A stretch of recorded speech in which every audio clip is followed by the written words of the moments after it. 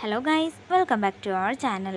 അങ്ങനെ ദേവനാരായണൻ സുഖപ്പെട്ടു വരുന്നു എന്നുള്ള വാർത്ത മുത്തശ്ശി പ്രിയങ്ക അറിയിക്കുകയാണ്. ഇനി എന്താണെങ്കിലും താൻ വന്ന് കണ്ടാലും പ്രശ്നമൊന്നുമില്ലെന്ന് മനസ്സിലാക്കുന്ന പ്രിയങ്ക ദേവനാരായണനെ കാണാനായി ഹോസ്പിറ്റലിലേക്ക് വരുന്നതാണ് കാണിക്കുന്നത്. തുടർന്ന് ദേവനാരായണനെ കാണാനായി പ്രിയങ്കയെ അനുവദിക്കില്ലെന്ന് പറയുകയാണ് രാധിക.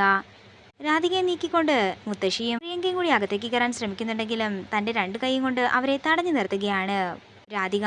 തുടർന്ന് രാധികയുടെ കൈ തട്ടിമാറ്റിക്കൊണ്ട് സുകുമാരിയമ്മ പറയുകയാണ്, മാറി നിൽക്കടി അങ്ങോട്ട്. പ്രിയങ്കമ്മളുടെ കാര്യത്തിൽ ഇടപെടാൻ നിനക്കെന്താണ് ഇത്ര അവകാശമെന്ന് ദേഷ്യത്തോടെ ചോദിക്കുകയാണ് സുകുമാരിയമ്മ. ഇത് കേൾക്കുന്ന രാധിക ദേഷ്യത്തോടെ പറയുകയാണ്, അതെ, ഞാൻ ഇടപെടും. എന്റെ അച്ഛനെ ദ്രോഹിക്കാൻ ഇവളല്ല മറ്റാരെങ്കിലും ശ്രമിച്ചാലും ശരി, ഞാൻ ഇടപെട്ടിരിക്കും. എങ്കിലും ഇത് കേൾക്കുന്ന പ്രിയങ്ക ദേഷ്യത്തോടെ പറയുകയാണ്, ഇതിന്റെ പേരിൽ അച്ഛന് എന്ത് സംഭവിച്ചാലും എനിക്ക് ഒരു കുഴപ്പവുമില്ല. ഇത് കേൾക്കുന്ന രാധിക ദേഷ്യത്തോടെ പ്രിയങ്കയുടെ മുഖമടക്കി ഒന്ന് കൊടുക്കുന്നതാണ് കാണിക്കുന്നത്. രാധികയിൽ നിന്നും ഒരിക്കലും അങ്ങനെയൊന്ന് പ്രിയങ്ക പ്രതീക്ഷിച്ചിട്ടുണ്ടായിരുന്നില്ല. ഞെട്ടലോടെ രാധികയെ നോക്കുന്ന പ്രിയങ്കയാണ് കാണിക്കുന്നത്. അതേസമയം തന്നെ രാധികയെ പേടിയോടെ നോക്കി നിൽക്കുകയാണ് സുകുമാരിയമ്മ.